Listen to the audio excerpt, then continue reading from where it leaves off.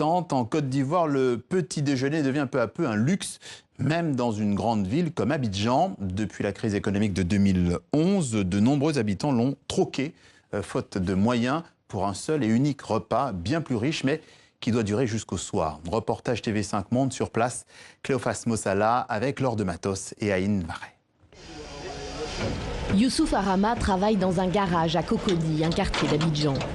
Les journées sont harassantes pour ce jeune mécanicien qui peine de plus à trouver des clients. Avant, je circulais beaucoup. On avait d'argent, tu prends un café. Un moment, quand tu as faim, tu pouvais manger au chaud. Aujourd'hui, là, le temps, c'est dur.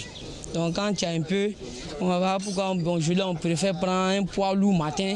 Car Youssouf Arama et ses collègues ne déjeunent plus à midi, faute de moyens. Il faut qu'ils tiennent jusqu'au repas du soir et ont donc troqué le simple petit déjeuner pour un plat plus riche en céréales ou en protéines, pris dès les premières heures de la matinée.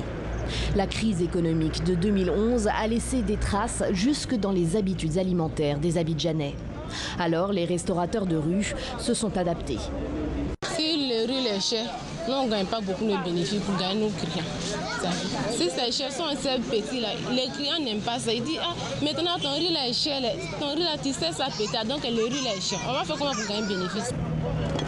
Fatim Traoré et ses collègues sont là depuis 5 heures ce matin et elles ont du succès.